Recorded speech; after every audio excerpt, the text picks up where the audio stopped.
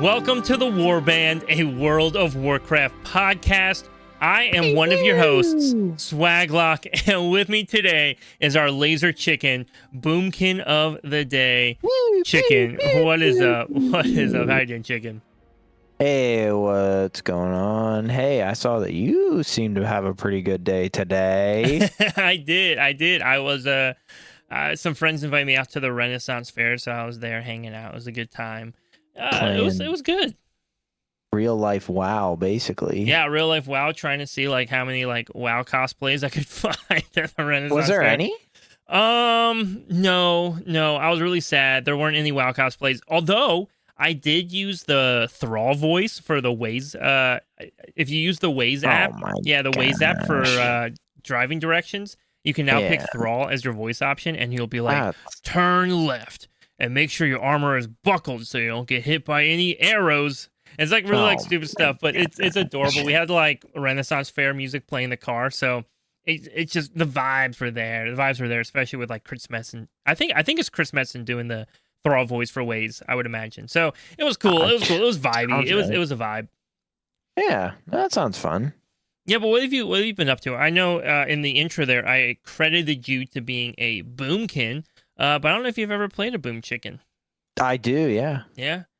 Yeah, that's my alt this season, actually. Really? Okay. Like, have you ever considered like to be as on brand as possible, like being a boomkin like main, like a balanced druid main? No, I don't mind balanced druid. I don't know. I've gotten so good at DK that it's just like it'd be hard to play something else. You know? Yeah. Like yeah. It's like I think there was a time for a while that I was like, and you'll know exactly when it was. There was a time where I was like, oh, I kind of want to switch up and play something different. And at the time, it was Augevoker. I do remember that. Yeah. My goodness. Aug is hard though in raid. Aug. I don't think Aug is a fun raid class. No, it is.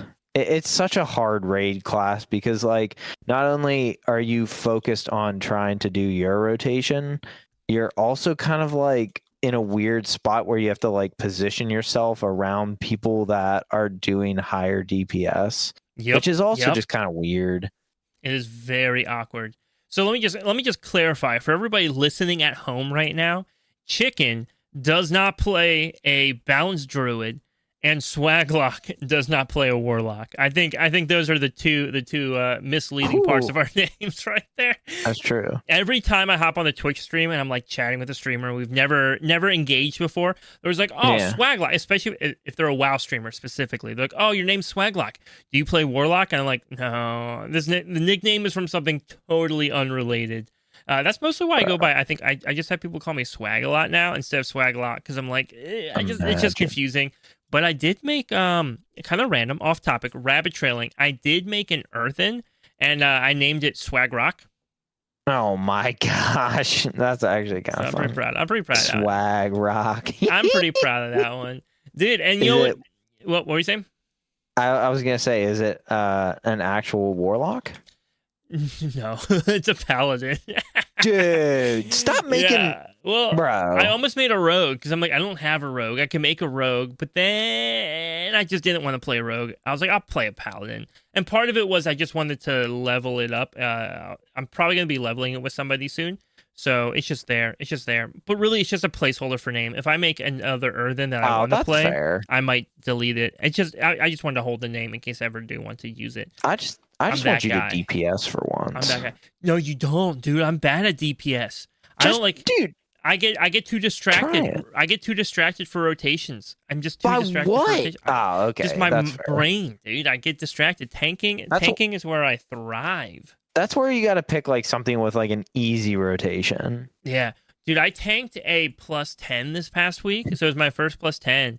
And I walked in there, and the opening pack. Now, granted, it's Siege of Borealis, so as Siege of Borealis is, your opening pool accidentally pulls 3 other packs because it's stupid.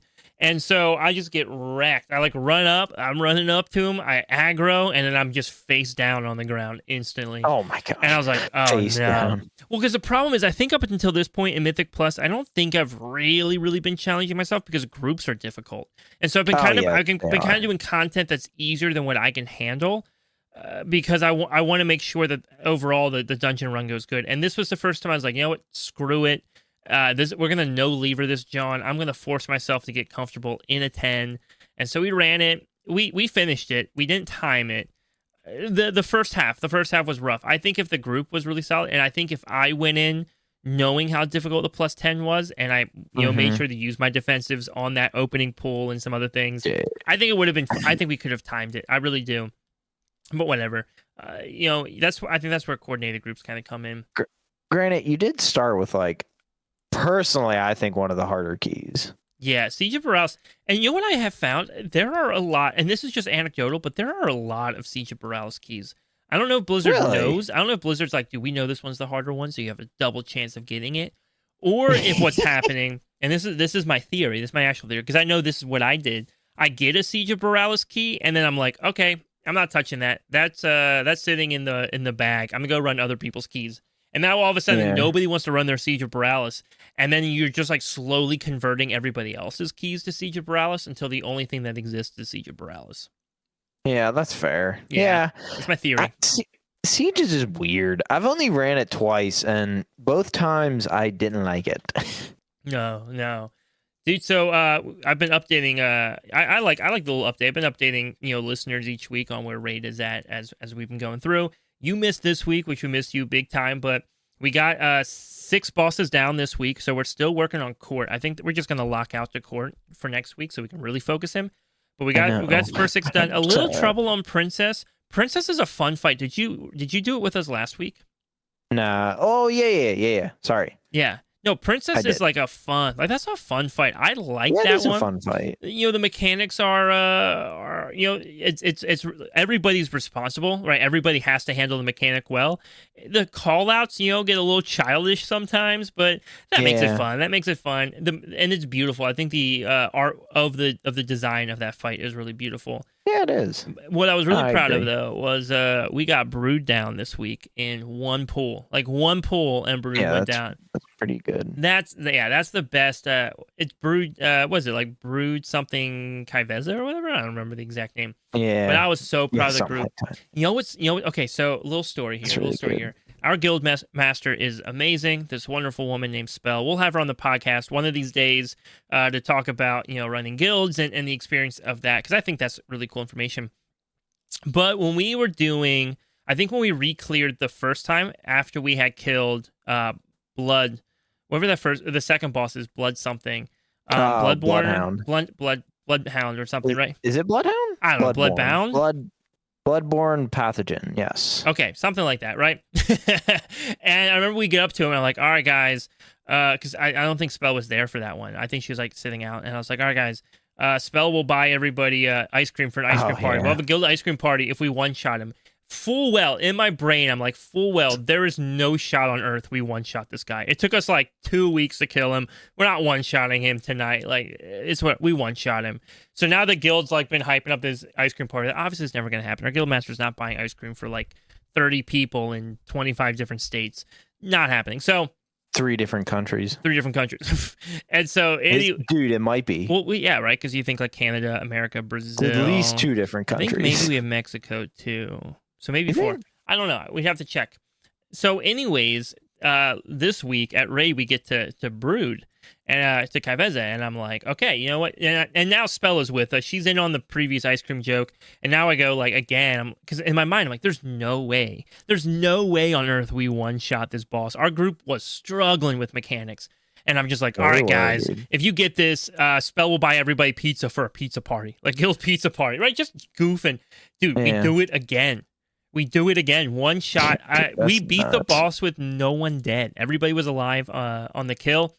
And now I'm starting to think that if I just keep passing responsibility off to Spell to provide food for the whole guild, that maybe we'll keep clearing bosses faster. I mean, that's my theory. Like a good theory. All right, to be honest, Chicken, I was super busy today, as you know, and so I did not get around to making the show notes myself. I know for a fact you went ahead and made the show notes. So I'm going to let you just drive the conversation today a little bit, and I'll maybe sit back. sit back. I'm here. I just mean I'll let you take the lead. I feel like regardless, you just get too excited to talk about WoW, and you always lead the conversation. I like talking about WoW. I know, really dude. like it's it. Like it's your guilty pleasure. Dude, let me tell you, I'm dating this girl right now, and you know what the beauty of this relationship is? I mean, besides her, she's beautiful. But the beauty of the relationship is like she'll just let me talk about WoW. She'll just smile the whole time.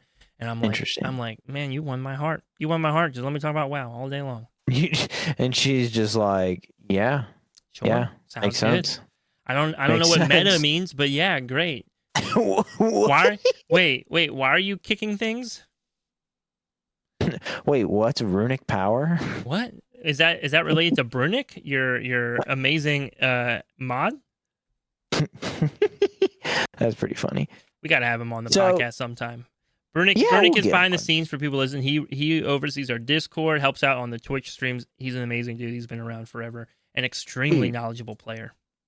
I have fun games that I want to play with him and you, but you and him don't want to get on at the same time. Sorry, but it's mostly him. We'll do it. But We'll make it work. We'll make it work. So, anyways, what's I saw you put down some stuff about M+ and opinions on M+. Yeah, so I think Blizzard has been listening. I think they've come to the conclusion that M+ is, drumroll please, difficult. No, I mean, well, okay, I think they do, just because I think there's some minor fixes with some of the more notable harder dungeons. We got some weekly maintenance, as always, on Tuesday. Mm-hmm. We got 2 big patches. I think the first one is with Necrotic Wake, and I think there's 2 like smaller. There's 2 smaller like trash damage reductions, but I think the biggest one is with the Surgeon Stitch Flesh. Yeah, that's an interesting fight. Dude, a 20% health reduction. That's pretty big. I mean, yeah. There's 3 things. Sorry, I do like talking about WoW. Oh my god, fine, man. This is my ADHD brain just like hyper focusing. So there's 3 things on Stitch Flesh that occurred, right? So the one is the 20% health reduction. The other one, and this one's actually I think a bigger deal, is the festering rot damage. Is that like stacking damage that goes on from the ads? And that was just destroying people. Oh my gosh. That was not nearly, because I think back in Shadowlands when we were running this dungeon, if I remember correctly, we were trying to almost juggle 2 Stitch Fleshes so it could keep the hooks going out more regularly. And now all of a sudden, like the moment the second Stitch Flesh comes out, you're dead. Like you're done. You're done. Oh, if there's 2 alive, it was terrible. If there's 2 alive, you're dead. And so I do think this kind of alleviates some of that. I don't think you're going to still be juggling 2. I don't think that's going to be the plan. But you're at least not just like, well, the second one got called. We're all dead now.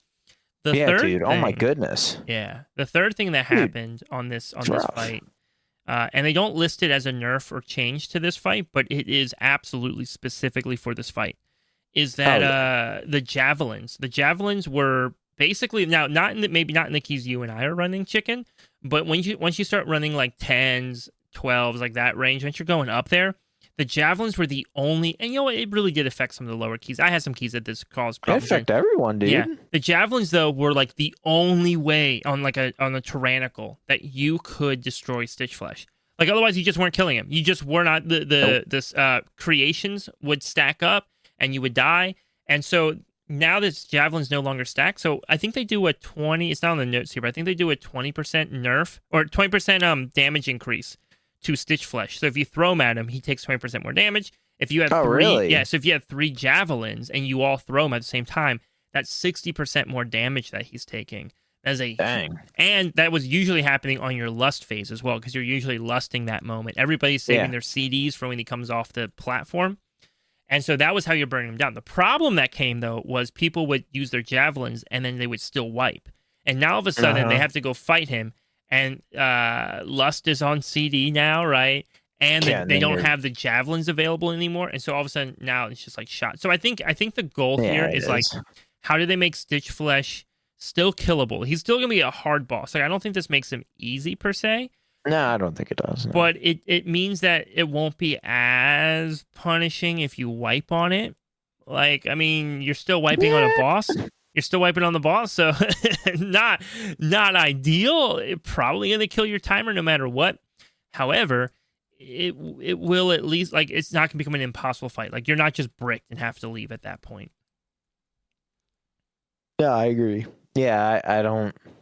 Yeah, I do like that fight. I think it's a really cool visual fight, and just the mechanics behind it is pretty cool. I don't think personally, I don't think I've seen a dungeon. I guess the one, oh my goodness, the train one is kind of similar when you gotta have the oh, you know what I'm talking about, the train. Yeah, Grimrail dungeon. Depot, right? Back Yes. from WoW, but we had it in end of Season 4 Shadowlands. I think it came back Yes, as an M+. and you have to have the one boss kind of like run into the thing to knock down the other one.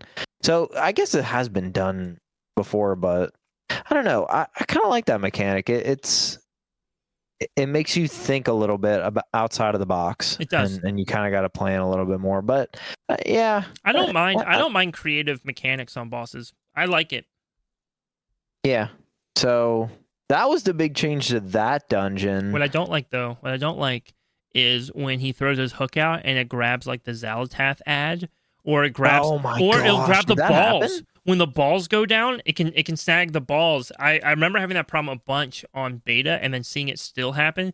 I don't know if it still snags totems, but I imagine it does, where like if a shaman puts a totem down, it'll just get blocked by the totem. So you have to be like really careful like where stuff gets placed. And those are things that maybe like in a high key, a really coordinated group's not going to have trouble with, because they're just not going to put anything there. But when you're running with a pug and people are learning, that becomes really awkward. And you don't think about it. I mean, you're just like, oh, I need to put down this totem, or I need to, put down XYZ. It's like, no, you don't really think about it. You just kind of do it. Absolutely. So we do have another nerf to Stone Vault, but to be honest, I didn't think Stone Vault was that bad. Maybe I just haven't ran it in a high enough key. And high enough keys, it gets really bad. But the Stone Vault, though, only seems to be like boss related, which the bosses are rough. Yes. But there's also a lot of like trash problems with Stone Vault. Yeah, the trash is kind of interesting. So we'll see. But even then, the damage reductions or the health reductions are only like 10%. So definitely not like near as bad as our boy Stitch Flesh. Yeah, but what it seems to be doing, though, is they're doing like health reduction. So 2 bosses got a 10% health reduction, but then they were also that's fair. But then they're also like dragging out the mechanics of those fights a little bit more, right? So like Skarmorak, he gets stunned for longer, right? Twice as long. Now it's only 4 seconds, but 4 seconds is still twice as long than 2 seconds. The damage he's doing is reduced. Same with the Void Speaker Elrich, right? Like there's an increased cooldown between his Entropic Reckonings, which again, all those things coupled with a 10% health debuff kind of just mean like, okay, you're gonna survive longer, and the boss is also gonna die a little bit faster. So it kind of balances out without having to necessarily change the timer of the dungeon, if that makes sense. Yeah. The other big changes too that I think are going to be interesting are the big one that they made. And again, right, the question right now you and I are asking, like, did they fix M+, right? Like, is M+, because we've been talking the last few weeks that things are bad with Mythic Plus. They did not. And I think Mythic Plus is like, I mean, I love raiding, but Mythic Plus for both of us is like pretty high up there on like what we enjoy in WoW. And we're just not enjoying Mythic Plus like we used to. So not even a little bit.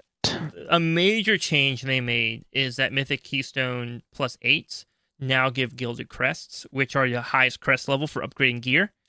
And I'm gonna be honest, I go back and forth on how I feel. Really?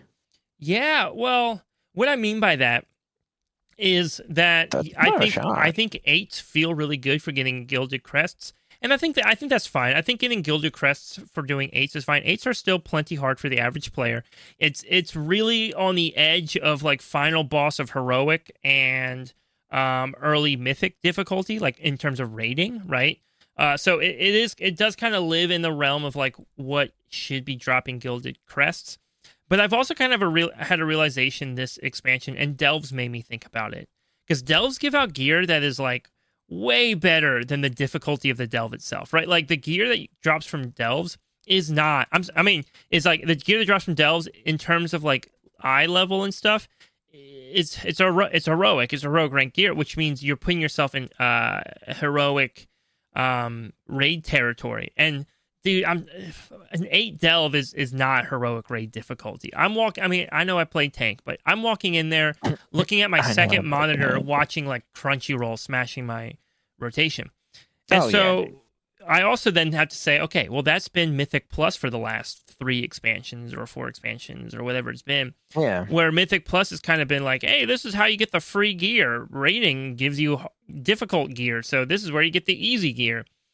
And this season is the first time that Blizzard kind of stepped in and went, no. Mythic Plus gear is going to be on par with whatever the difficulty it would be in rating, right? So, like, I think a plus 10 feels much more like Mythic rating than, what was it before? Like, plus 6s, I think, last season were giving you top rank aspect crest or whatever. Yes. So now they're saying, okay, the crests go up to a plus 8, and then the vault slot, right? Because what was vault slot last season for? Was it 8? Was 8 giving you myth vault track? Yes, myth or right. 8. Yes. Yep. So now it's giving you 10, right? 10 for a vault myth track, and so that feels more on par. And I think people are just like, wait a second, Mythic isn't easy gear anymore, and I think that's what's throwing a lot of people. There's a few things, but I think that's one of them why people don't feel as rewarded from it, because all of a sudden it's actually giving gear at the difficulty that is equivalent to what it would be with rating. That makes sense.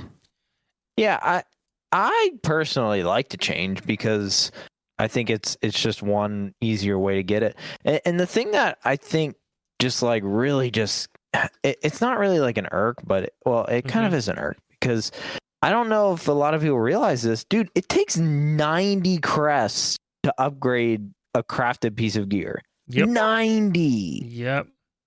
Dude, that's ridiculous. Yeah. That's literally 8 dungeons. Yeah. Now, granted, though, right? Granted, here's what Blizzard would be saying, right? Blizzard would be stepping back, right? And they would look at it and say, okay, yeah, that's a lot. And because you and I are looking at plus 8s as being like, oh, if I'm doing a plus 8, I have to like really mentally prepare myself to go do this plus 8. But those Gilded Crests aren't meant for people like us who have to mentally prepare before they walk into a plus 8. Those Gilded Crests are meant for people who walk into a plus 8, and that's the easy dungeon for them. That they're like, oh yeah, I'm doing fair. They're like, I'm gonna go do some easy keys to go farm some crests to upgrade my gear real fast, right? Because you and I, like, what are we doing that we need myth track gear for? We like the number. We like seeing our number go burr and go up and be like, wow, look, our eye level is higher than everybody else, and higher eye level does make content easier. But right, the content we're doing doesn't warrant needing myth. And so yeah, that's fair. There's like a level of honesty I have to have with myself in those moments, but I still want it. Like I want it. Oh yeah. And listen, dude, I'm gonna get there. I'm gonna get to the point where I'm like, yeah, man, I'm running 10s. I have to push myself. It's gonna be hard, but I'm gonna do it. I'll make it happen. That's a fair point, but like, to be honest, it just doesn't track for me though. Like between the what I consider, I don't even remember what they're actually called. What I consider like the heroic track item, right? Mm-hmm. Versus hero. The mythic track item. Yeah, it's hero is the gear, right? The gear track, and then myth is the gear track. So hero versus heroic, myth versus mythic. Oh no. Yeah. But I'm sorry. I mean the heroic gear track. Yeah. Because that would be hero. Yes. Yeah. They're like heroic rating would drop hero gear. Yeah. Okay. I see what you're saying. Sorry, I was getting a little confused. No, you're all good. I was, in terms of crafted gear, I classify them as normal, heroic, and mythic, because that's basically what it is. Okay. Am I wrong? Do you disagree? I'm just curious. Yeah. No, I mean, I would say, yeah, like if you're making them with the Gilded Crests, right, that would equivalent be like somewhere in your myth track, right? And if you're making them with whatever the crests are that aren't gilded crests, right? Then you're making them in that hero track. Yeah. And then if you're just using the spark, that's like your normal track. Yep. Yeah. So that's how I classify them. But like the quote unquote hero track, that's only 45 crests, dude. That's literally half. Yeah. Again, I think Blizzard's just saying, hey, like, as you want higher eye level, as you want harder content, right? Like, it gets more difficult just all around, right? You need more. It needs to be more difficult. Like all those elements are just more. And I get it. You know, I probably sound like a bit of a shill for Blizzard right now. People are probably listening like, Swag, what are you talking about? Everything's crazy hard right now. It's stupid, and we're not being rewarded properly. And I get that. But also, at the same time, I do enjoy the game. And these people have created a game that I love. And oftentimes my disposition is to look at and say, okay, well, what are they doing? Why are they doing that? What's the thought process behind that? And ultimately, long term, is that thought process good? Right now, it feels bad because they've always given it to me for basically free. And now I'm really having to work for it. And I think what also feels crappy is Delve Gear is so free. Delve Gear is so freaking free that like you're getting free hero track gear from Delves in your vault. And then if you have the maps, you're getting even more. That when you turn around and you look at doing like M plus for some vault slots, and your M plus is only going to give you hero as well, but it's way harder. Ugh, do you really want to do that? Yeah, that's the thing. Dude, I'm pretty sure they just did delves the way they did so that people did it. Yeah, oh yeah, it's 100% to build hype. Kind of like when they add a new class and that new class is busted. Oh yeah. Yeah. Sorry.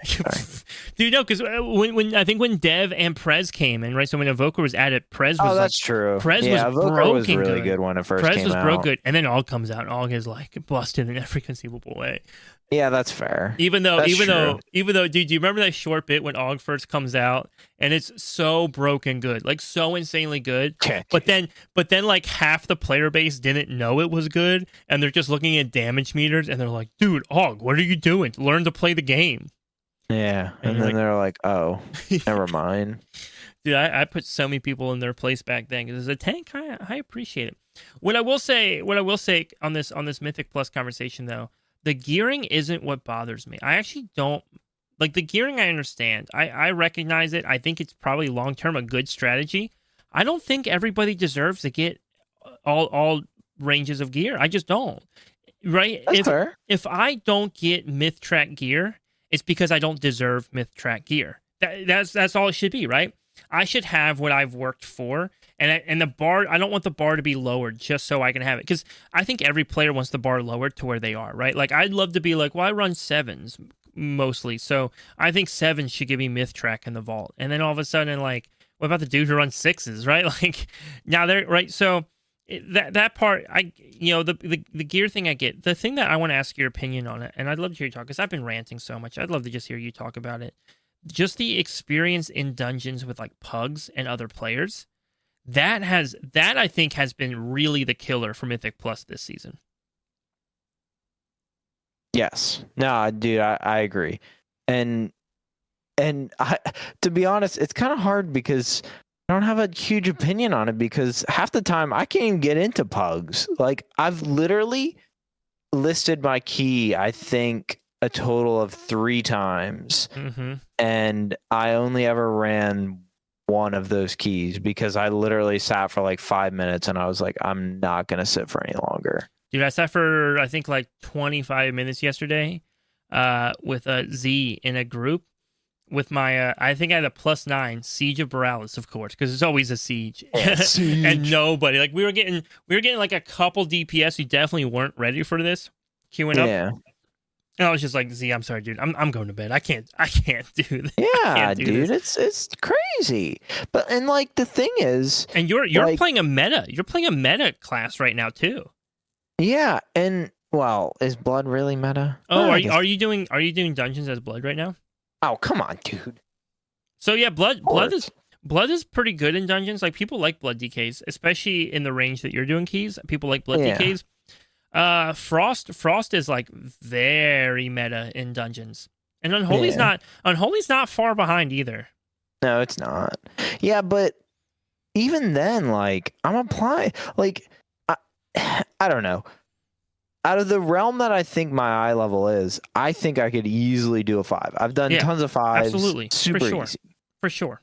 And I just can't get invited to any. Like, and maybe that's part of the reason why I'm just feel like so slumped with M+. It's like, I can literally sit here for like a half hour and try to get invited to keys, and then I don't get invited to any, and then my time to play is over. Yeah, no, that makes sense. I will forever and always be a hard proponent of like guilds, and I know we're in the same guild, so like I'm speaking to quiet here, but man, just having guilds, right? Like if you reach out to the boys in our guild, right? I'm sure they would be like, yeah, dude, chicken, let's bring you along to a dungeon, and it would be a great time.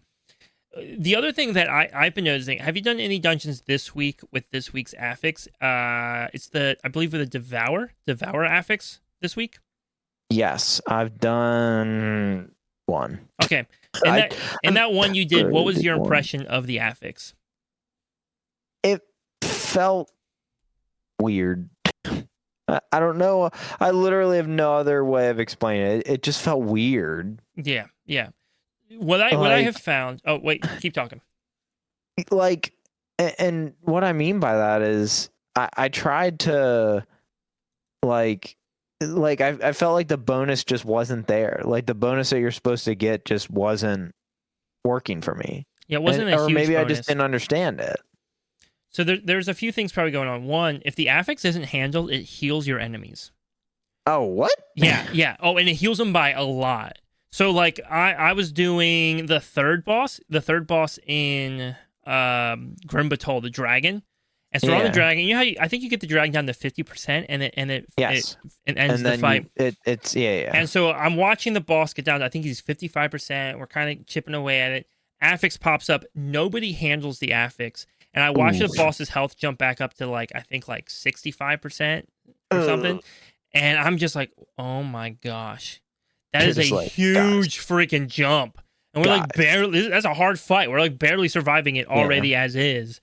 And now all of a sudden the boss has like, and because again, it wasn't really, even though it's 55 to 65, it's not really 10% health. It's really like 20% health on that fight, how that fight works. And I remember just being like so frustrated, so annoying. The problem I'm running into is every class has some way to handle the mechanic for themselves. Every single one. And every group I end up in has at least one, if not 2 or 3 players who just make no effort whatsoever to do the mechanic. Mm-hmm. And like, what do they want? I mean, I get that it's a healing absorb, and so it's like, oh, well, just have a healer do it. But all it would take is you to have one freaking button on your bar that you click when the affix goes off. Yes. No, I agree. That's kind of nutty. Dude, I was on my Brewmaster Monk for a dungeon, right? And so as soon as like I saw the affix going off, because I knew, so I joined in the group, and one of the players I joined with, I had forgotten to warn them. So it was their first dungeon. I knew they didn't have it going in, and so I kind of like, as soon as the affix would go off, I would detox them, and then I would, what is it? The monk magic defensive, right? Removes any debuffs you have. And so what is that called? Yeah, but anyways, I would dispel my friend, and then I would debuff, or I would remove my own debuff, and then when my dispel was ready again, I would dispel another player in the group. I'm right, like, and again, I ran like 2 more dungeons with my friend afterwards. They swapped their towns around. They did great after that. No problem. Understand that happens. But every single group I'm in, and I'm just watching the healers I'm with panic because they feel like, oh crap. Now all of a sudden I have to heal everybody and blow my CDs every time this affix comes up. The problem is right now we have a lot of people running pugs that should not be running pugs. Yeah. Like they shouldn't be in dungeons. And I don't like saying that because my whole shtick is that I help people get into WoW and learn the game that I love to play. And I love M+, and I want them to do M+. But we have a lot of people who are refusing to learn the mechanics of the dungeon. They're jumping into +4s, +5s, thinking that it's going to be easy. And all of a sudden, like, and they have gear, right? They have gear because they went and did delves for 4 weeks straight. And so they've got like the 610 eye level from just delves every day. and it just doesn't but they just don't know any mechanics, and they're ignoring the affix, and so we're going on these bosses, and every boss now has like 30% more health because they're just ignoring the mechanic. Sorry, that's my rant. No, it makes sense. To be honest, the Zalatath, they just some are just weird. Yeah. And this one, to be honest, just didn't. I just didn't understand it. And I did do okay. I'll give you my due diligence that I at least looked up how to get rid of it. Like I was like, hey, we have a WoW news channel in our Discord, excuse me, and it came up and it was like, oh, hey, how to deal with the weekly affix from Zalatath. And I was like, oh, okay, I'll just look up this DK's talent into this thing, and then you just AMS. Yeah. And perfect, easy done. Every time it happened, boom, got right. Dude, I actually don't have that talent on my Blood DK. Dude, why? Because you can also heal through it. And so, you can. So on my Blood DK, and because it extends AMS by 20 seconds, and so some of the harder keys I'm running, I really don't like. I don't like having my AMS now be dedicated specifically to the affix, and I can't use it in like big pulls or when I know I need to take a lot of magic damage. And so I didn't take it, and instead what I do is it's two-pronged. So one, most 90% of the time I just heal myself up. 90% of the time I'm like, okay, I'll just do 2 death strikes and I get it through. So I've never once caused a problem for a group. Let me just clarify. I don't have it, but I've never caused a problem. If I'm looking at the mechanic and it's coming out and there's nothing for me to attack to heal myself back up, or our enemy is almost dead and I know that like I might not have time to death strike after they die, right? What I might do is I might pop AMS before the mechanic goes out. And if you pop AMS before it happens, it just never happens. The negative of that though, is that if AMS never happens, then you never get the buff from it either. Yes. So it's as if one player doesn't exist.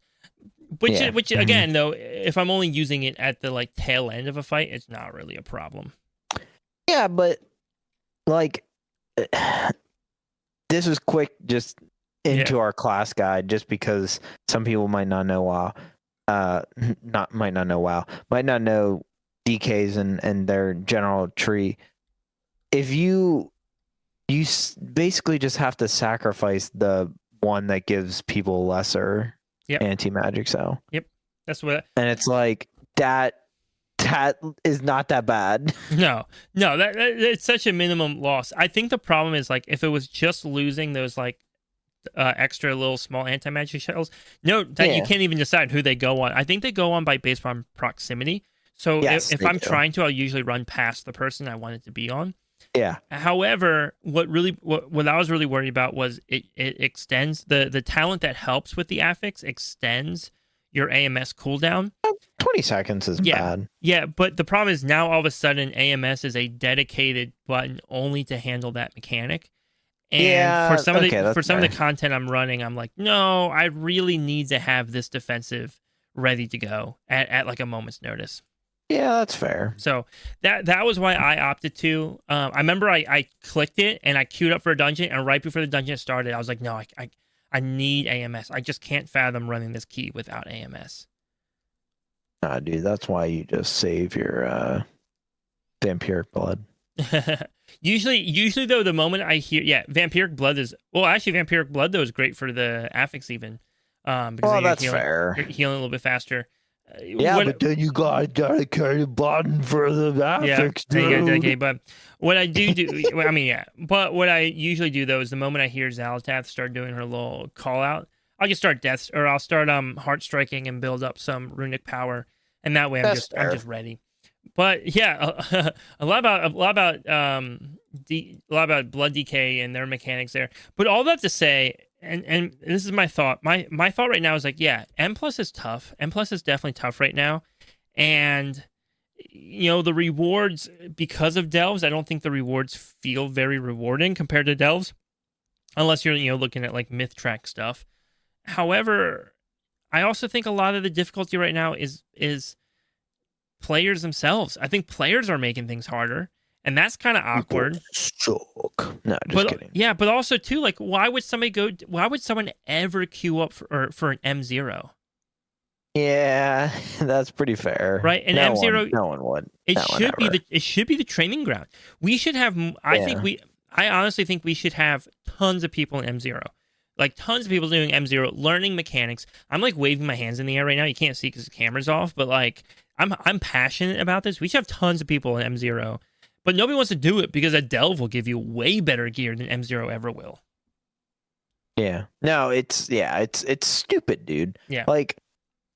And to be honest, I think that's the other reason why I just haven't really been doing much, because like at the end of the day, when it comes down to it, like, and it's tomorrow and I'm like, oh crap, I need to get some vault slots, I'll probably just run 4 delves and 1 dungeon, and that'll be my 3 slots. Yep. Well, just come do dungeons with me. Come along with me. Then I can yell. Then I can yell about everybody who's annoying me. Yeah, but like even then, like we spend maybe like an hour and a half doing 2 dungeons, dude. I could get like 6 delves in that time. Exactly. All right, but before we spend the whole session on M+, which honestly I could talk about M+ forever, and M+ is such an important topic because M+ really is a cornerstone of WoW, dude, right? Rating, it is. M+, and I think maybe, I don't know, cozy gamer collecting type stuff, yeah, professions PvP, in that. PvP, yeah, PvP's up there. I just don't touch PvP, so I don't know. But maybe later this season I will. No, all right, but don't act like you will, dude. we've been skirting this topic for the last 2 episodes, I think. But I know you're pretty heated when it comes to the monthly reward, right, for October for the trading post. Oh yeah, dude. And let's just preface this. I don't know how many people care about this kind of stuff, because I think the general person that plays WoW probably doesn't, because like another big game that I like to play is Fortnite, and at the end of the day, a skin in Fortnite is literally just a skin in Fortnite. Like, it does not make you a better player. It makes you look somewhat cool, and that's about it. And like the thing with Fortnite is you pay money for those skins. With WoW, when you you can pay money for skins, or cosmetics, if you will, but a lot of them are reward based. Like, you do a quest, you get a mount, right? Or you do an achievement, you get a mount, right? Or you get a title, or a set or something, right? You farm for a while to try and unlock something. Yeah. Oh yeah. Like it people put time into that kind of stuff. And to what you just said, that comfy, cozy kind of like gameplay of like, that's what some people love about WoW. Yeah. Like, that's literally what they play the game for. There are a lot of people where WoW's a cozy game. Yeah. And I love that. Like, I love that WoW can be so many things for so many people. Yeah. No, I think it makes a lot of sense. And to be honest, I've always had mixed feelings about the trading post, and I'm not gonna like make this conversation about the trading post, because I like the trading post, but it's, I don't know, I feel like it was one of those things that WoW added in to be like, hey, we have to like kind of throw in something to compete with, like, I hate saying this, but I feel like it's almost their attempt of like making a battle pass, right? Do you agree? Yeah. The trading post is absolutely a battle pass. I think it's a little loosey goosey in like, hey, you just pick out which rewards you want, and there's so many ways to get. Like, I don't even think about it. If I'm actively playing, if I'm raiding, if I'm doing dungeons, like I'm unlocking my battle pass every time, and I'm not even unlocking my adventure guide thing, whatever, every time. Traveler's log, yeah. Yeah, Traveler's log. And yeah, I'm there. It's one of those things that I personally think it's okay. I don't really have a good opinion or a bad opinion until this month.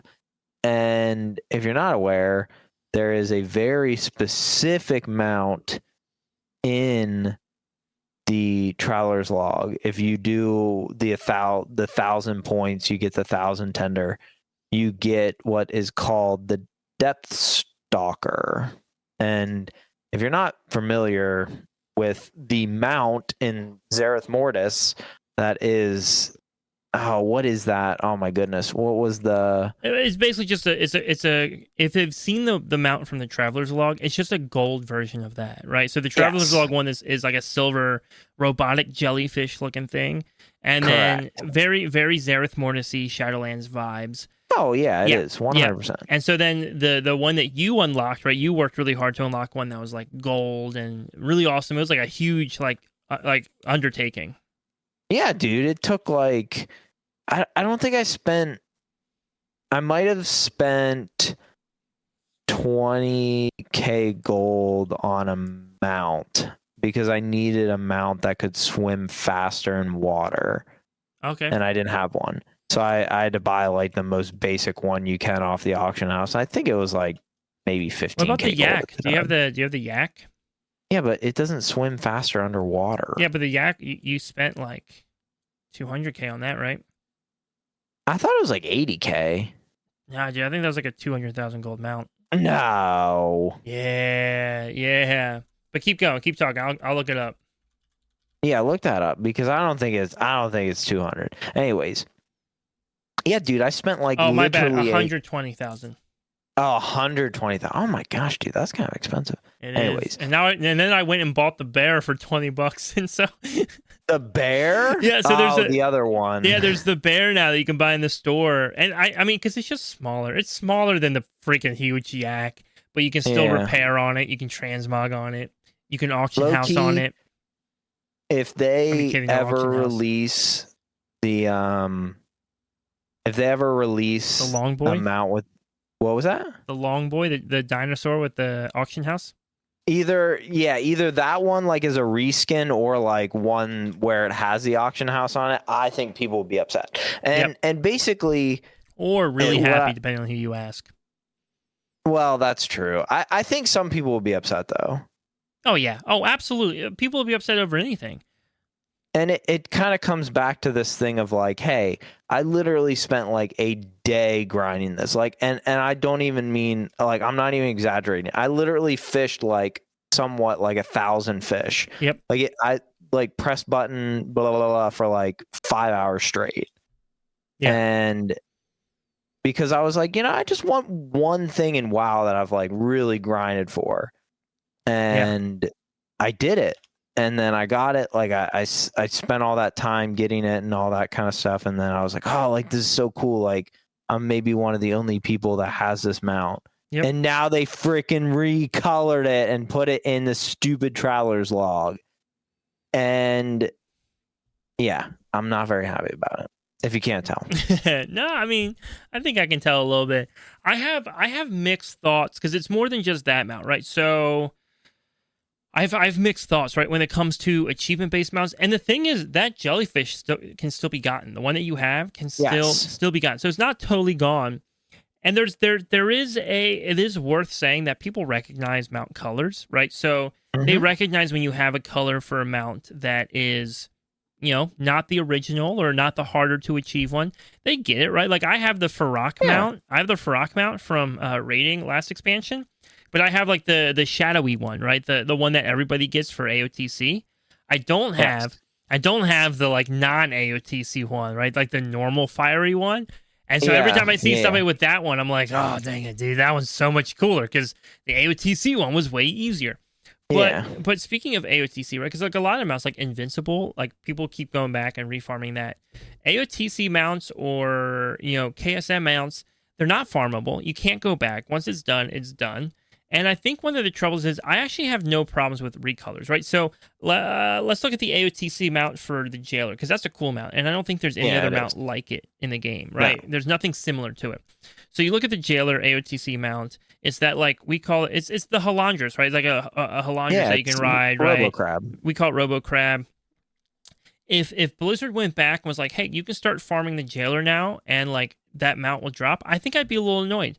and now I know it's not for everybody, but for me, that mount represents what our guild went through that season. When I mount that mount, I know like this is what we went through. And sure, yeah, some people had an easy time because they're Mythic Raiders, so they just blow through it. Some people paid money to get that mount. They just paid to get it run. Whatever. That cool, but they all did it in that time frame.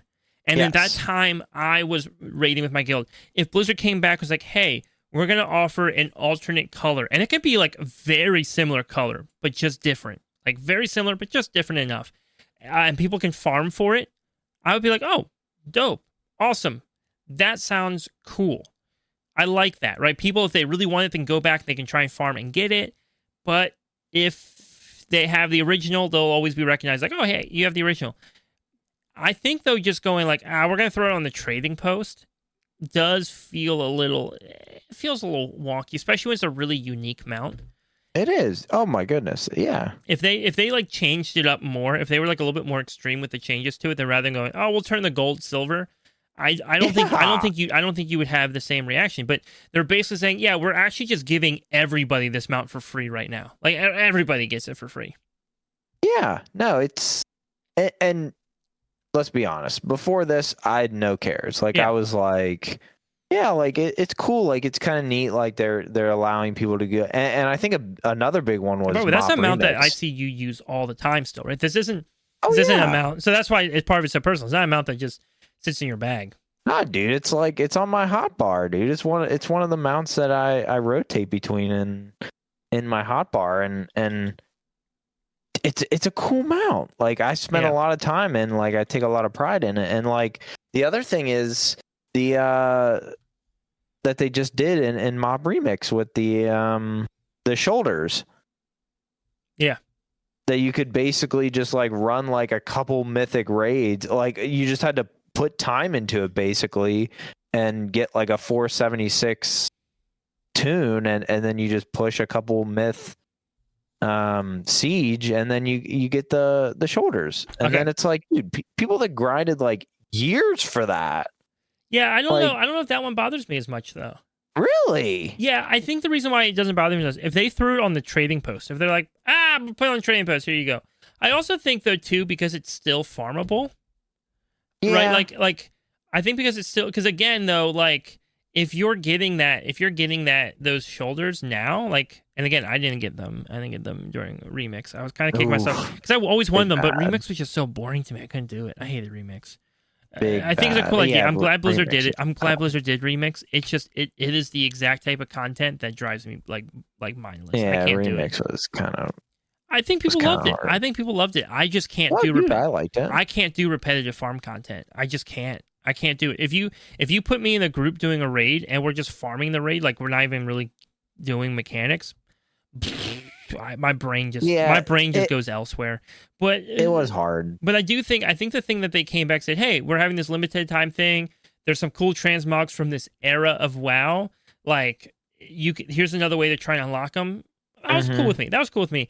I don't think, in fact, I think a lot of old farm content needs to be a lot easier to get than it currently is, right? Really? Yeah, right. Like Invincible, the Manaroth shoulders, other things too, right? Like I don't think they have to be as difficult as they are, right? They don't need to have a 0.00001% drop chance, right? Like is it really that low? You know, I thought it was like 0.2%.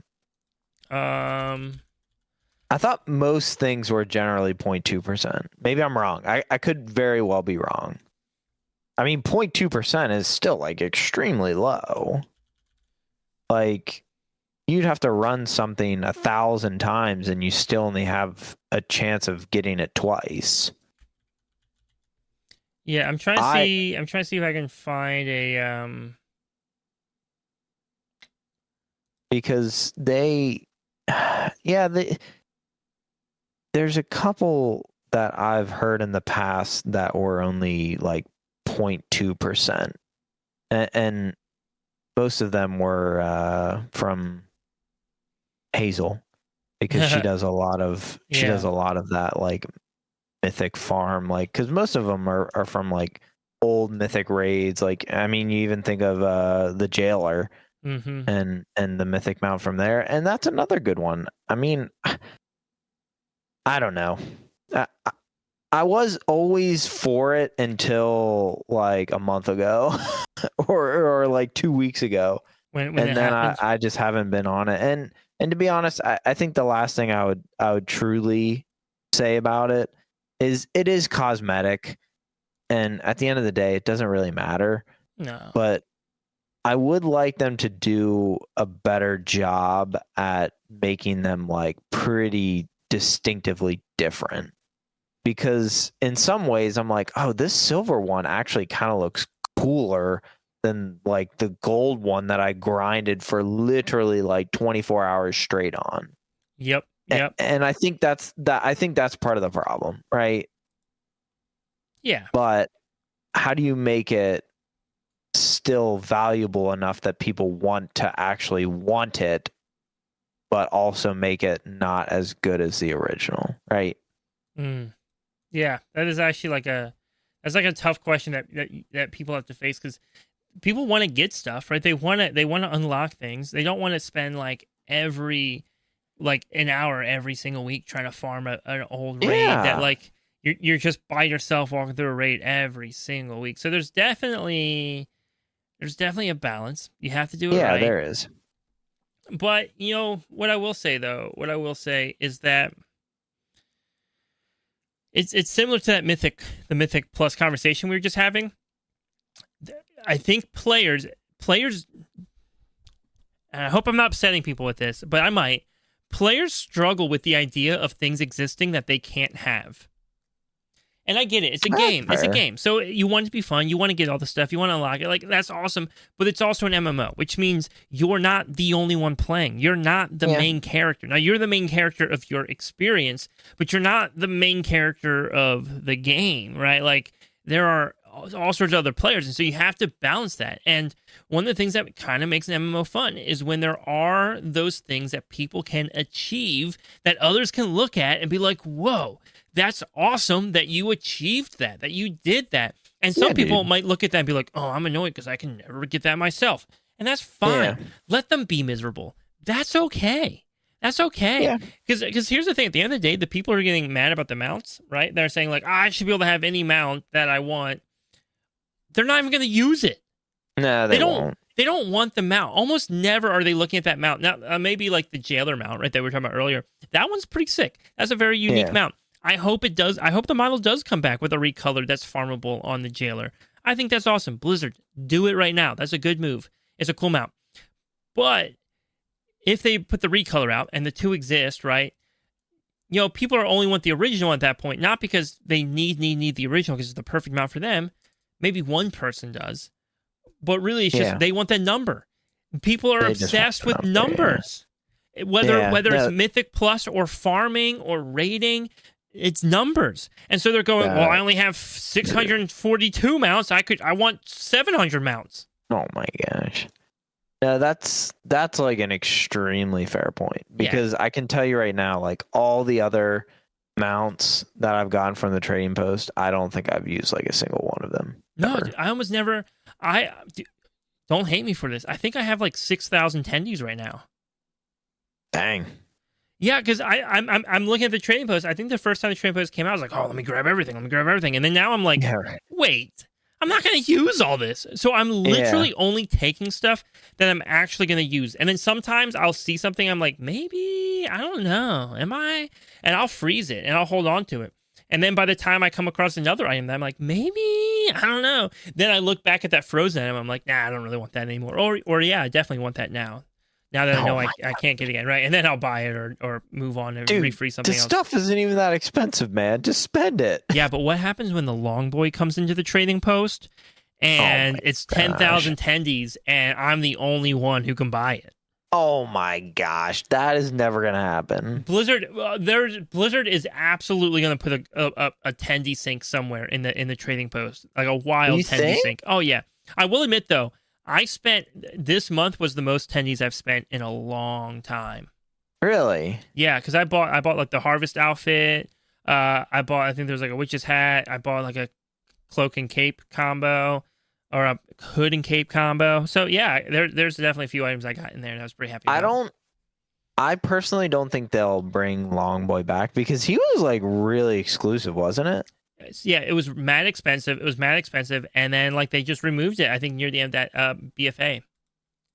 Yeah. Or was it in game, or did you have to like buy it? No. Like... It was in game, and it was expensive. It was a lot of gold. Oh, really? Yeah, you bought it in game. Yeah.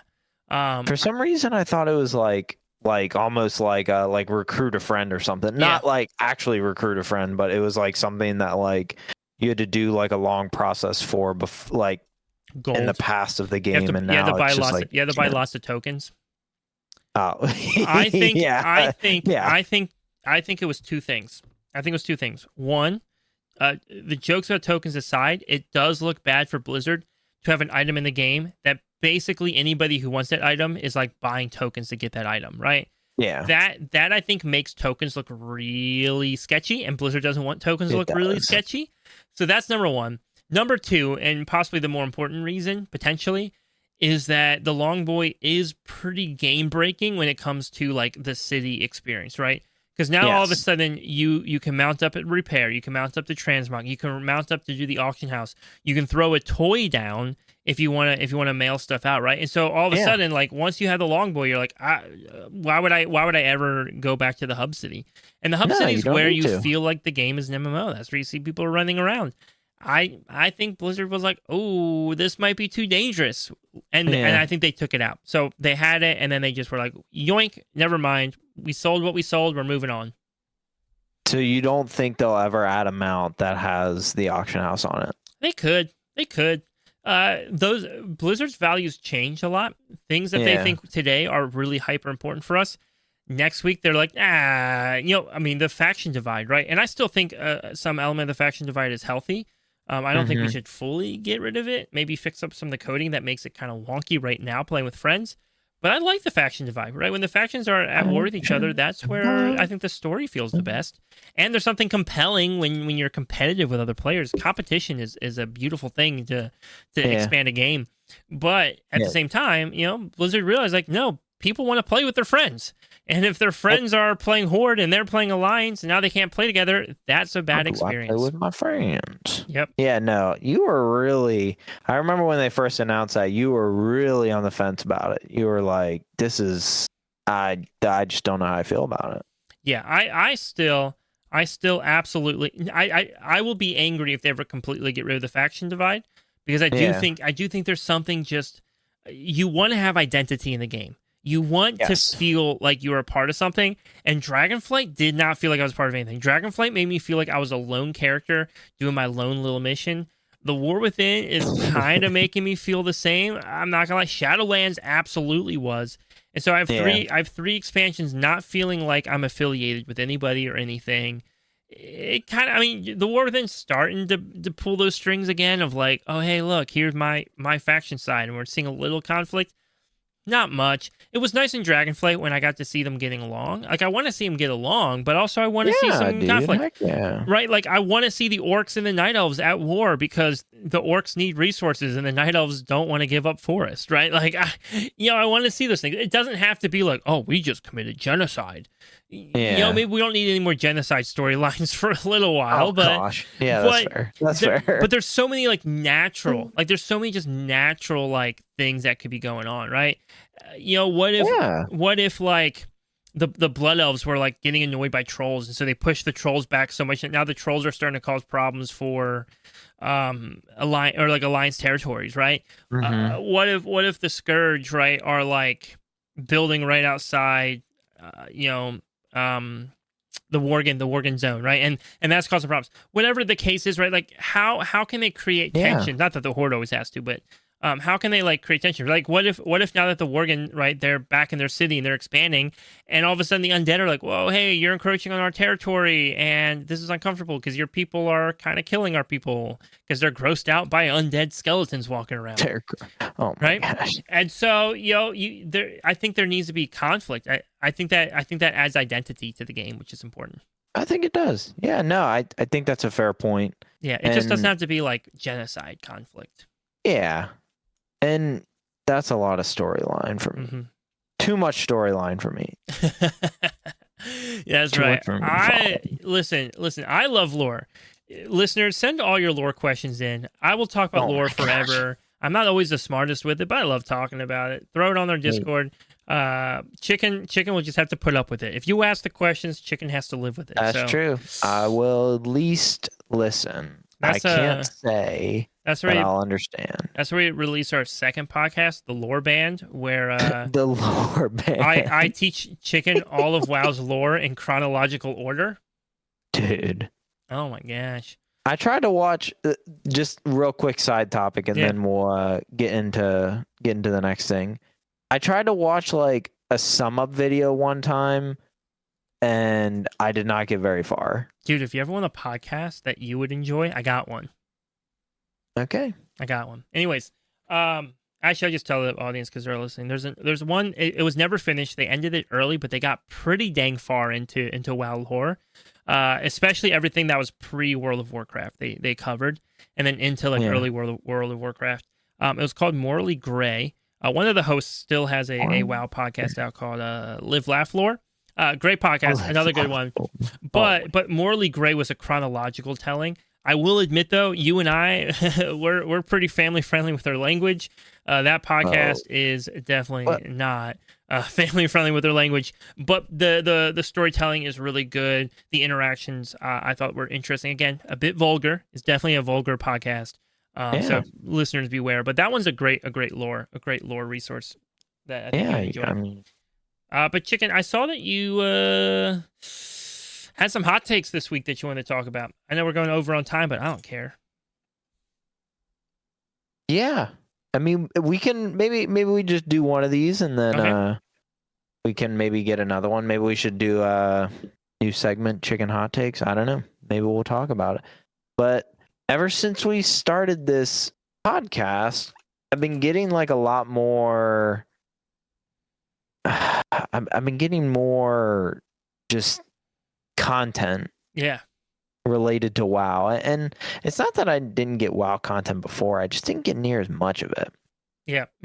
So right now I'm just getting like a ton of it, and one of the ones that I've been getting is this one dude, and he seems to just have a lot of hot takes, and I think I know what you're talking about. I think I know the guy you're talking about. Yeah, and like his hot takes are pretty. I mean, they're not bad, but maybe it's not the guy we're talking about, because there's one dude who keeps giving hot takes, and I'm like, oh, these are not good hot takes.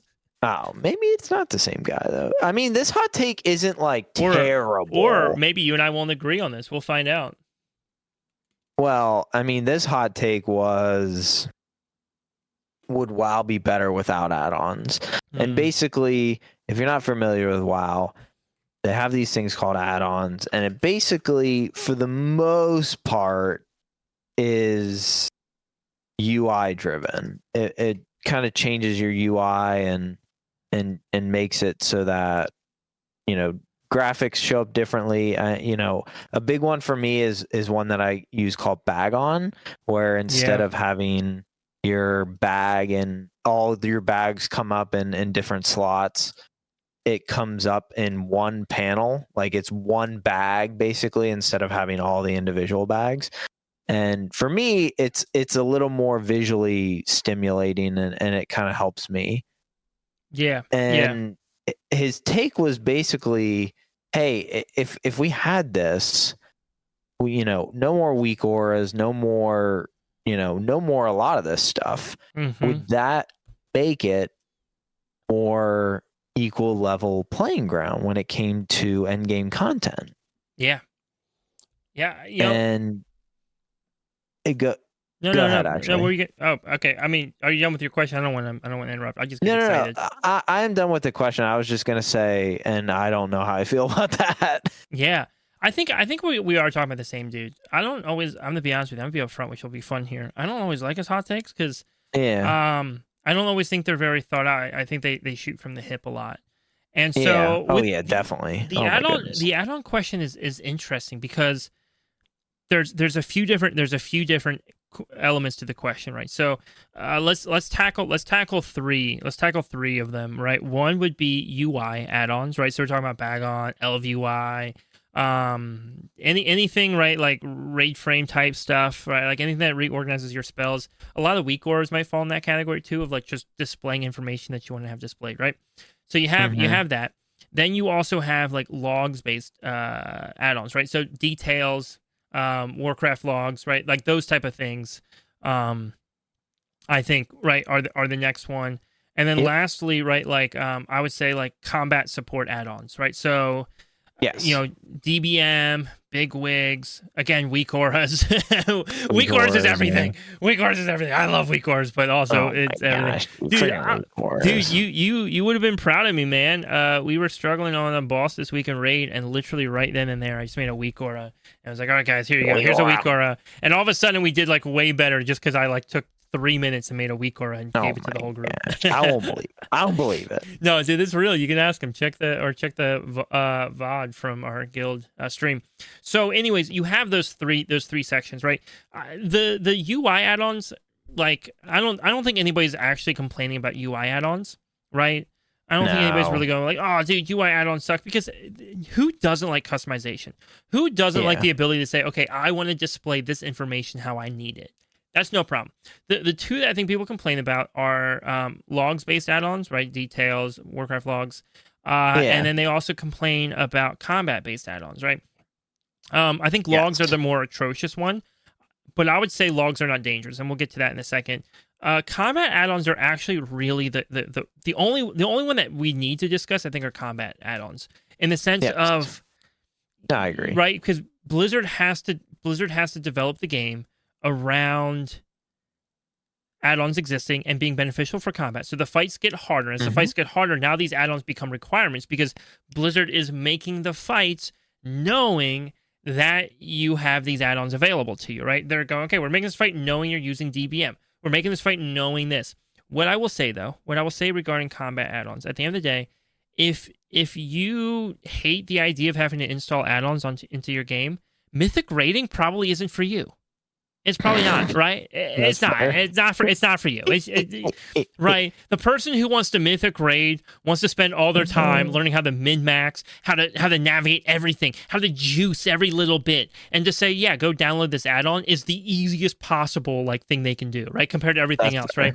If you're saying, yeah, I'm willing to go run like 30 plus 10s this week and do like guild sales of like doing a bunch of plus 10s for random players who are paying us gold so we can stock our guild bank.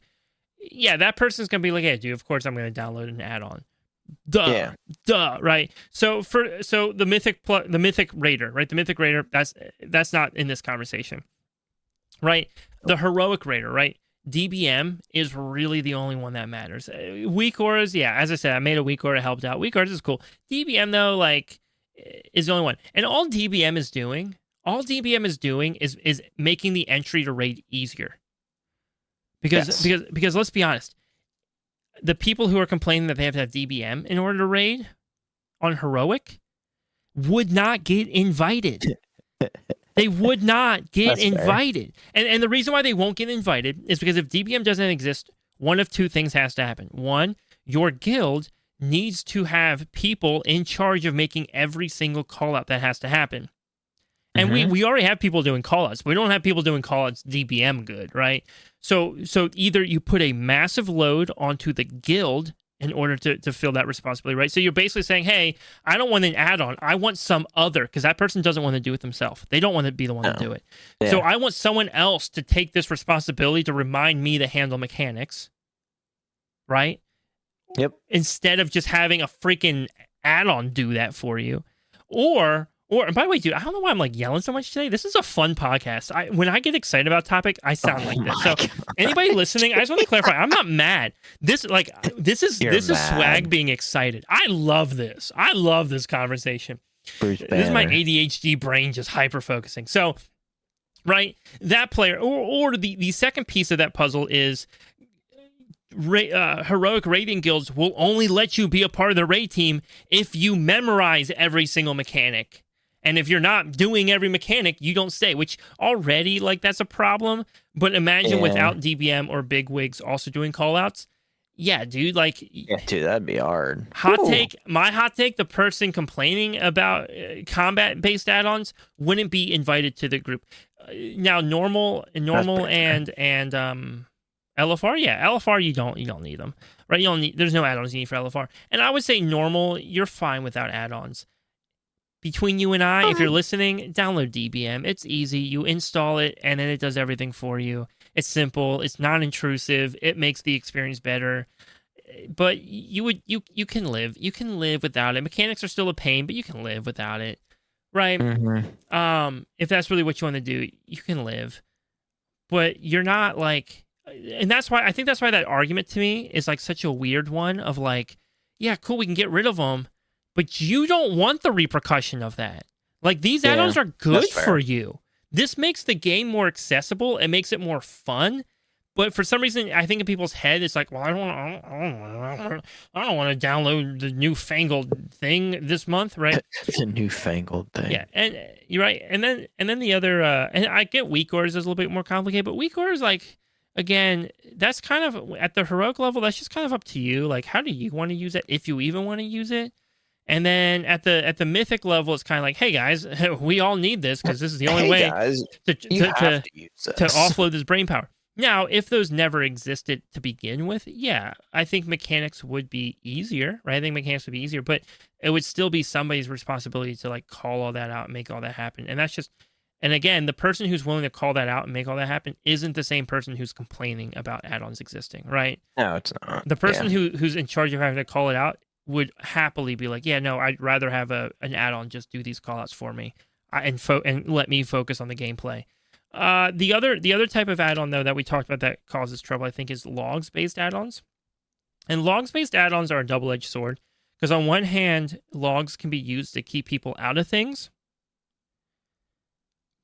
And on the other hand, logs can be used to improve your own skill at stuff.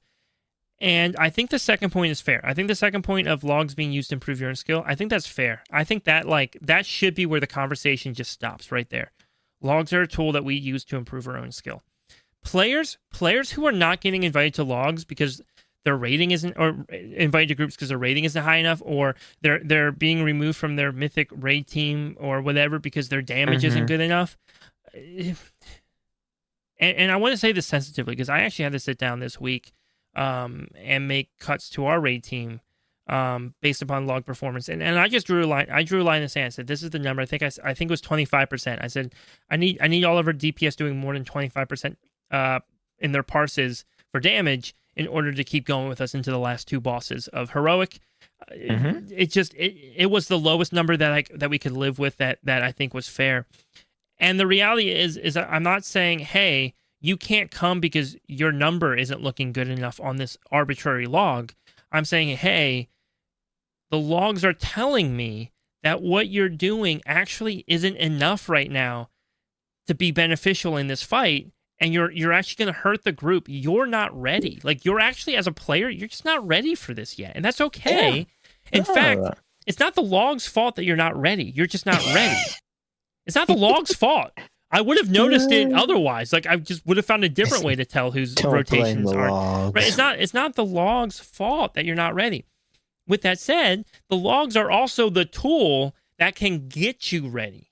That you can look at the logs and be like, oh, my damage is low. Why is my damage low? Here's my rotation. Here's what I'm doing. Oh, but this guy's damage is really high, and he's the same spec, and here's his rotation. Here's what he's doing.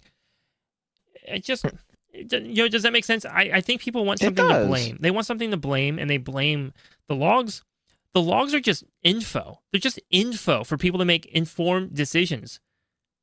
There's something to me when people really want logs gone, when they're like, details shouldn't exist, Warcraft logs shouldn't exist.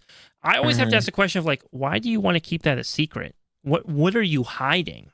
Yeah. No, I agree. I don't...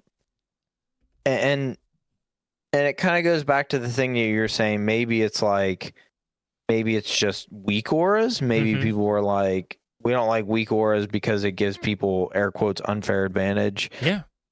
You know, being able to manipulate their UI and that kind of aspect. Yep. But even that, I'm like, yeah, but if they want to take the time to do that, then they can. Sure. The one exception I'll give, and I'm not a PvPer, so I'm only speaking from an outside view. I do wonder often if add-ons should just be fully disabled in battlegrounds and arenas. Yeah, that's fair. Mostly because like when you have add-ons that just immediately point out who the healers are, right? It's like, oh, Yeah, hey, okay, healers, yeah, healers that's are fair. look, here's your healer, right? All of a sudden, you lose the human element of PvP, right? If PvP is supposed to be player versus player, Yeah, you that's know, fair. all of a sudden, like it becomes a little too mechanical, and that really is how PvE content should feel. PvP content should reward you for being sneaky or clever in positioning and whatnot. Yeah, You that's know, fair. PvP or PvE content is like, no, this boss will see me even if I'm standing in the bush because they're just line of sighting, right? Like it is what it is. But yeah, so PvP, but again, people would have to get used to being like, okay, I have to use the default UI for PvP combat, Mm-hmm. and I think that would be doable. Like I actually like, I mean, I could be wrong. I would love if we have PvPers listening to podcasts. I'd love to know like if everybody had to for PvP only had to use the default UI, no add-ons, nothing. Would that or would that not be a better playing experience for PvP players? I'm just curious. I'm just curious. I don't know. But also, like, I Yeah, know I have no idea. I use weak orders to track info on my spells, right? So PvPers are probably like, no, I want to see when my cooldowns are right. I need to be popping them right away. I need to know this information. I need to know who my debuffs are on. So the problem with add-ons is like once you open the door's wide open, right? Yeah. And so it's like 1 second you're like, oh hey, I'm using add-ons to display more information and put my buttons where I want my buttons to be. And then the next moment it's like, this add-on tells me exactly where the healer's hiding. Yeah, that's that's fair. Yeah. I don't disagree with that. I think that is probably a problem that needs addressed. Yeah. We are absolutely going over topic. Over time on these topics this week. A few topics I think I see in the notes that we should definitely touch upon next week if we can touch upon them.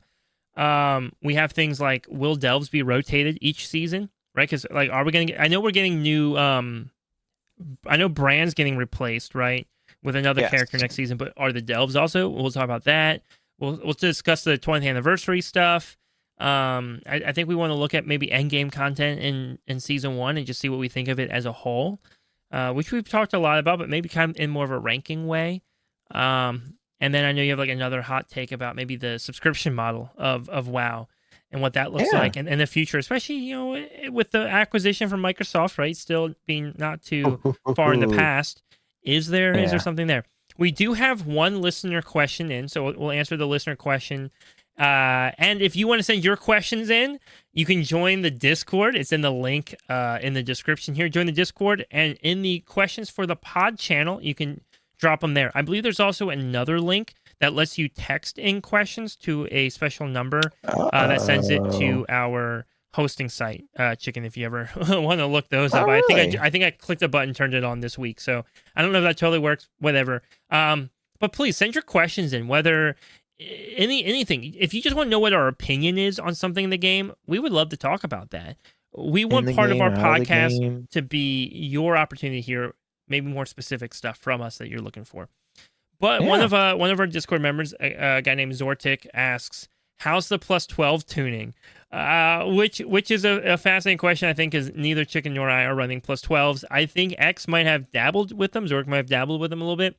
And I think he really asked the question maybe a little bit more as a joke. But the reality is I think my personal opinion with plus 12s is there's a huge jump from 11 to 12. So like 11, you're there, and then you hit 12, and all of a sudden, I think that's when you get Guile. I think Guile takes effect there, and things just suddenly get way harder, right? You're already doing Fortified and Tyrannical, and now you're adding even more % of health and damage, which during beta, they only tested the damage function never got turned on, so they didn't even like properly beta test it. My thought is ultimately like, if you want to be doing 12s and higher, you'll be doing 12s and higher. They're going to be hard, they're going to be difficult, but I don't think you need an on-ramp. I don't think like I don't think so. Right? They're kind of missing, like, because it jumps so much, they're kind of missing a couple like key levels in between them. But I think that's fine. Players who are running those top keys, who are pushing for title, they're doing like they're still pushing for title. They're still pushing those top keys, but now it's just like in like the 14 range versus the 17 range. They'll find a way, especially as they continue to get more gear. Yeah, no, I agree with that. Yeah, it's and to be honest, I kind of like what they're doing with affixes this expansion. I'm excited to see how they how they continue with that. Yeah, and I think they'll continue to work on them. I think these Altath affixes are great. I really enjoy them. I think they're fun. I think they're fun.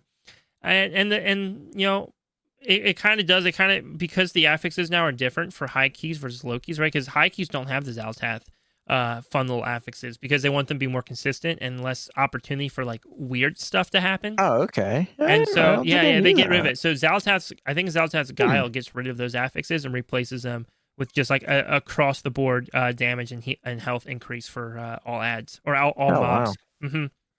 And so interesting. Yeah, and that's why it feels like such a massive jump from 11 to 12. It really is genuinely like a difficult jump. But it also, to me, it kind of separates the player base, right? And maybe in a good way, it separates the player base and say, you know, these are the players who want to do this crazy content. They want to do that. And then everybody else, guys, here's fun Mythic Plus, or as fun, even though people really don't think Mythic Plus is fun right now, it's at least like, hey, here's like a more engaging Mythic Plus that has like an affix that could help you if you do it right and some other fun stuff. And but if you want to do those crazy keys, you can do them, but they're hard, right? You know, you're not going to find yourself just accidentally stumbling into 12s. If you're doing a 12, it's because you know what you're doing. Or you're going to walk into one and just get wrecked. You know what you're about. You know what you're about. But anyways, that's all the time we have for today's podcast. Again, thank you so much for listening. My name is Swaglock, and Chicken is here with us as well. We're always so thankful you guys are listening. I just want to thank you personally. I think today we hit 400 downloads. We only have 5 episodes out. It's actually kind of wild how fast this podcast is growing, especially for such a niche WoW topic. Yeah. I appreciate you guys so much. This episode will probably bump us up to 500 downloads total. So thank you all. Thank you so much. And we're going to continue to look at what we can do to expand the podcast and make it bigger and build a community. But we do encourage you, join our Discord. It's in the link down in the description. We would love to hang out with you and chat with you some more and just learn about what parts of WoW interest you. And maybe even start doing content as a group, whether it's dungeons or raids or whatever else. But guys, thank you so much for listening. And Chicken, do you want to do our little outro? Yeah, so what we're doing today is, I don't even know. This is a joke. Come on. All right. We'll see you all around.